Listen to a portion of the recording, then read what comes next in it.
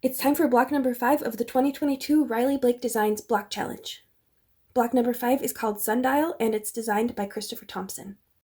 I'm going to leave a link in the video description to Riley Blake Designs blog where you can find this free block pattern. We've got a simple block with big visual impact this week.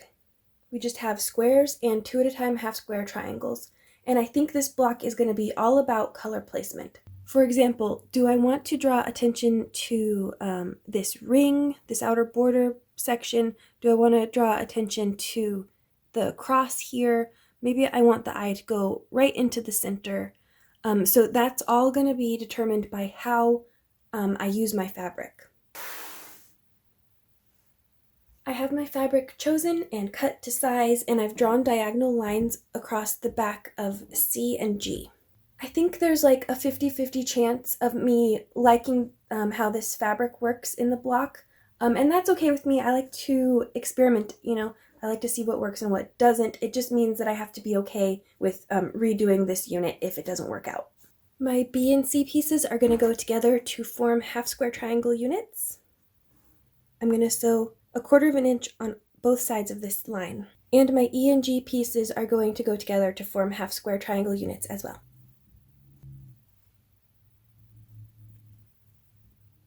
And that's basically all I have to do before I can put all the rest of the pieces together.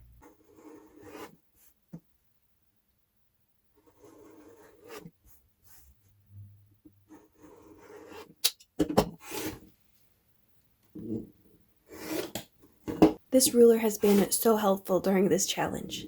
I love it. My half square triangle units are sewn and pressed and trimmed and squared up and looking beautiful. And so now I'm going to put all of my pieces together and get a look at how the fabrics are working together in the block so I can see if I need to make any changes. I think I'm going to give myself the night to decide if I want to keep it this way or if I want to redo these half square triangle units. But you know what? I really don't hate it. Let me know if I'm crazy in the comments below, and I'll get started again tomorrow. Okay, I decided I am going to replace these half square triangle units, and this is what I came up with. It's a much darker block than I originally had in mind, but you know what? It's gonna have to do. And instead of this dark block here, I'm gonna add in this one to make it a little more cohesive with my other blocks. I'm still not 100% happy with this color combination, but it's gonna have to do. Sometimes you just have to make compromises when you're using scraps and be okay with the fact that not everything is gonna work out 100% the way you wanted it to work out. Actually, I just had a thought and I like this better. I've decided to turn these blocks the other way. So they started with the blue facing in, but I've turned them all so that they're facing the opposite direction, and I like this block better. So I'm going to deviate from the pattern and put my block together like this.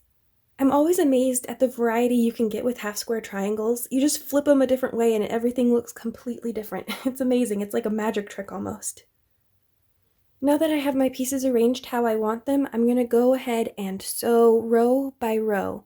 And after each row is complete, I'm going to press them so that this row will go that way, that row will go that way, so that each row will be able to nest with the row beside it. Okay, you probably know the drill by now. Let's skip to the finished block.